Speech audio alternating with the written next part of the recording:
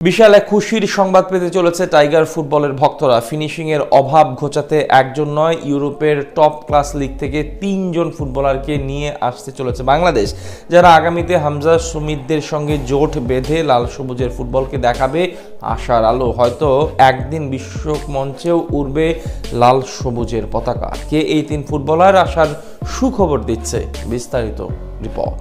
হামজা সুমিতদের আগমনে বাংলাদেশ দক্ষিণ এশিয়ার সেরা দল।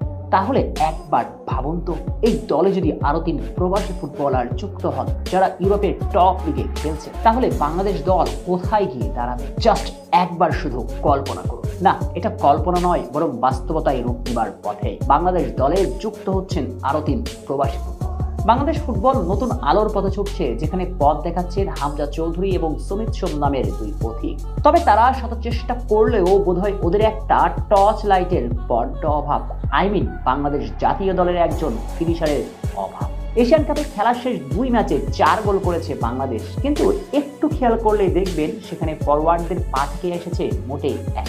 তাও যেটা করেছেন রাকিব হোসেন, কিন্তু রাকিব প্রথাগত সেন্ট্রাল ফরওয়ার্ড নন, যার মানে দাঁড়ায় বাংলাদেশের কোনো সেন্ট্রাল ফরওয়ার্ড সে অর্থে নেই বললেই চলে, যা একটা বড় আক্ষেপ এবং দুঃখ।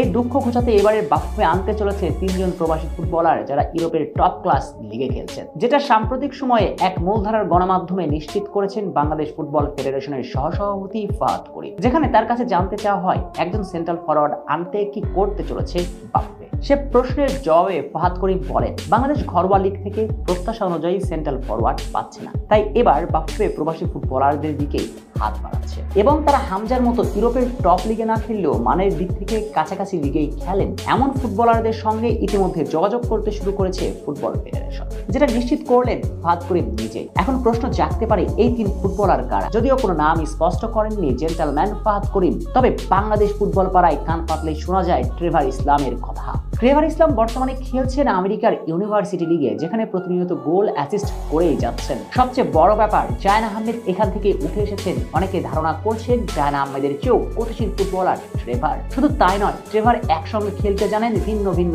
পজিশন। প্রথাগত সেন্ট্রাল ফরওয়ার্ড হলেও প্রতিপক্ষকে তুর্কি নাচন নাচিয়ে ছাড়েন Trevor. Left wing, right wing উভয় দিয়ে খেলতে সমানভাবে পারদর্শী তিনি। সঙ্গে অ্যাটাকিং মিডফিল্ডার এবং সেকেন্ড স্ট্রাইকার হিসেবেও খেলতে পারেন। সব মিলিয়ে আক্রমণ ভাগের পরিপূর্ণ প্যাকেজ যেন এই ট্রেভার। এখন দেখার অপেক্ষায় ট্রেভারকে জাতীয় দলে আনে কিনা বাফুফে। সবচেয়ে বড় ব্যাপার, ট্রেভার জায়ন আহমেদের চেয়েও বেশি গতিশীল ফুটবলার। এছাড়াও তালিকায় আছেন জায়ান হাকিম এবং ইউসুফ মিয়া। সত্যিকার অর্থে এই ৩ ফুটবলারকে যুক্ত করতে পারলে বাংলাদেশ ফুটবলের আগামীর পথ মসৃণ হয়ে উঠবে। এগিয়ে যাবে লাল সবুজ। এবার না হলে আগামীবার এশিয়ান কাপে সরাসরি কোয়ালিফাই করার সুযোগ থাকবে বাংলাদেশের সামনে। শ্রাবণ অনেক সিটি নিউজ।